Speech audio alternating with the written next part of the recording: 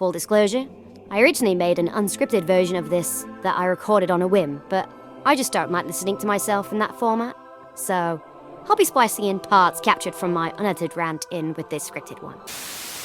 Today, I am going to talk about one of the funniest situations I've ever seen on the internet.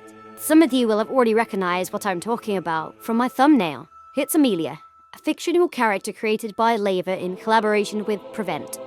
They made a character called Amelia, who is, she's like a really super racist character that just makes all of the points that Reform and other political parties like that make.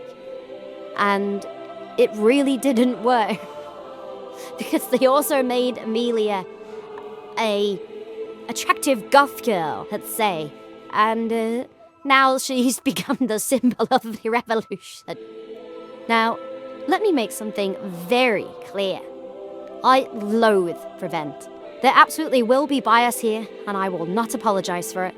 Just like how Prevent never apologized for murdering 3 little girls, aged between 6, 7, and 9. 10 others were injured, many left in critical condition. Prevent is supposed to be an anti-terrorist/anti-radicalization group, but they only do their jobs if the individual that's referred to them is white. Axel Rudukabana, the ugly cunt that I would love to see torn to shreds by bears. He was reported to Prevent 3 separate times. Let's go through some of the reasons, shall we? These aren't in chronological order, because the worst offense is actually the earliest somehow. In 2021, he was found to be excessively researching a 2017 terrorist attack in London. But Axel is autistic, so I would agree that excessive research isn't that notable by itself. He is also obsessed with mass killings and enjoyed talking about murder in graphic, uncomfortable detail. But don't worry about that. Prevent didn't. The second referral was in regards to his thoughts and opinions regarding Islamic dictator and terrorist financier Muammar Gaddafi, or however that's pronounced. Axel essentially admired him, but all of this paled in comparison to the first referral. Axel was caught wielding a knife in school, along with having a hit list that contained names of students he believed had wronged him. This was after he had been caught researching school shootings. How was it not a red flag? How was he not arrested on the spot? Prevent claimed that it was because his actions weren't politically motivated. Sure, he had some Al-Qaeda-themed propaganda and expressed interest in becoming a member, along with a bunch of reports from teachers and local people saying that how much of a danger and a risk this guy was. And Prevent didn't do anything. They have one fucking job and they didn't do it. But nah, no, you didn't refer to him as a terrorist and as a threat because he's black. That's the one and only reason, and everybody knows it. Now, what was the aftermath of this attack? Did Prevent apologize?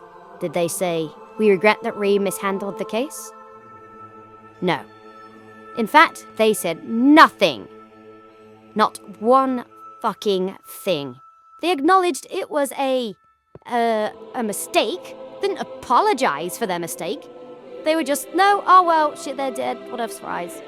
Yeah, I have to sit there, as a teacher, listening to their seminars about looking for signs of radicalization in students.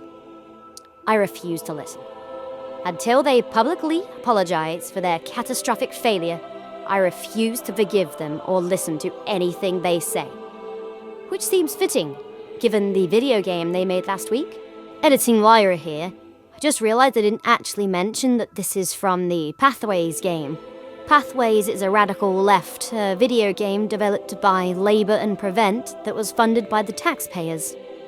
I didn't mention this in School News Weekly, because I actually planned to make this dedicated video once I found out that it was Prevent that made this disaster. In the game, you play as Charlie. You have to experience various scenarios, and you decide how he reacts. In each scenario, you have to make one of 3 choices.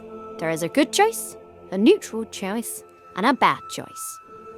Incidentally, the good choice is always option 1, the neutral always option 2, and the bad always option 3.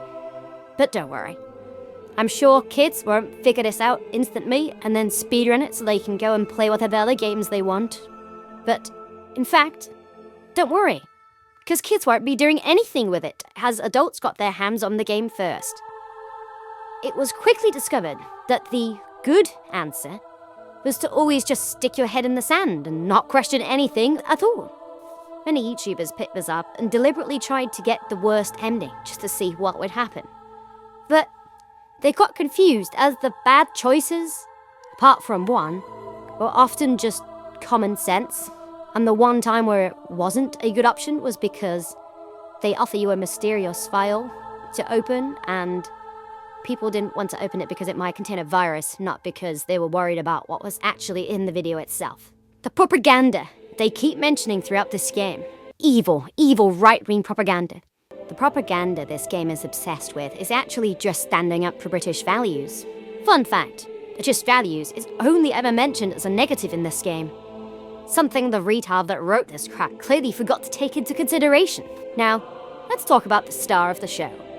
The prevent rage I feel becomes pure joy as they reveal their antagonist, the evil and corrupted Amelia. Now, Amelia is evil because she stands up for British values and blames illegal immigrants for all of her problems. She's been turned into a meme because her opinions reflect the majority of the UK. She's arrested in the game for essentially saying that she doesn't like immigrants. But that is the number one problem in the UK right now. It's what all of the debates are about. But here is the problem. I say the problem, but there are several. The first time Amelia complains about immigration, it is in regards to an immigrant getting a job after getting 80 out of 100 on a test, compared to Charlie's 60 out of 100. They explain they need 75 to pass, but forget about that. Charlie the retard now has 3 choices. Ignore, or agree and question Amelia. Well, obviously any kid that plays this is going to pick the third option. Human beings, especially children, are curious creatures. Of course they want to know more. So what happens when you question orders? You are isolated, taken out of the classroom and made to think about what you've done. In the third scenario, Jartard finds a video that explains the government is betraying the country, which is objectively a fact, by the way, and is given more choices. Ignore, explore, agree. Anyone in their right mind would choose explore here. Find a source or listen to more debates about the matter? But no. Now, if the options were just ignore or engage, then yes, I would agree that ignoring it is the best thing to do here. But exploring and researching is just logical. The fourth scenario, Amelia asks Charlie to join a group that supports British rights. Yada yada. Ignore, explore, or engage. Guess which one is the correct one? Fifth scenario, you are asked to go to a protest in place of Amelia. The options are decline, watch from the side, or partake in the protest. What's hilariously ironic is that you get taken by the police if you remain either neutral or partake. If you head to that protest in any way, you get arrested by the police. The game even acknowledges that if you pick the neutral one, you were wrongly arrested. So, yeah, not a very good look for the police there, is it?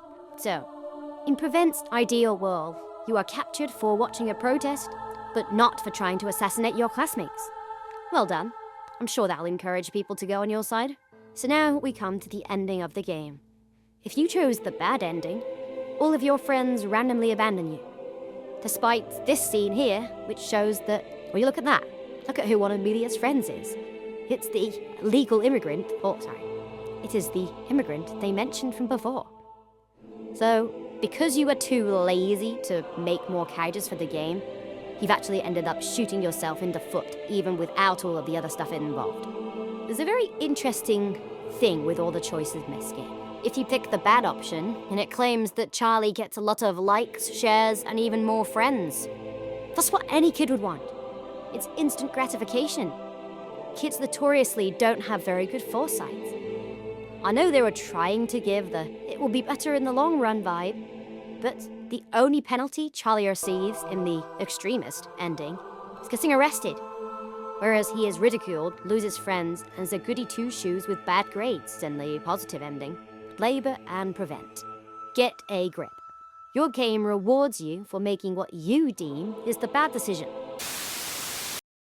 Alright, so real quick, I wanted to show you the full good ending where you only had to pick the ignore options. And I'll prove that this is the actual ending you get by quickly going through the entire thing. So you can see that I haven't altered this in any way. Charlie thought about all the difficult choices they had needed to make in the last few weeks. Look at him. Look at him. Look how Some depressed he of their choices looks. had led to changes in friendship, and Charlie was feeling low, as they weren't sure if they had made the right decisions. In the other ending, you still keep all your friends. You go to university, even though you were arrested. So it's basically saying, do the bad ending because you'll go further. There's literally no incentive to doing the good ending whatsoever. The teacher reassured that Charlie had made the right decisions. Charlie realised that if they had chosen to engage with these harmful ideas, the consequences would have been very different.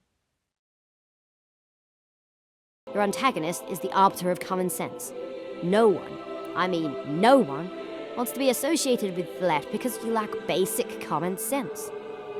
Once more for the people at the bottom of the polls, everything you do is illogical. Stop attacking, start fixing. How many times do I have to say it?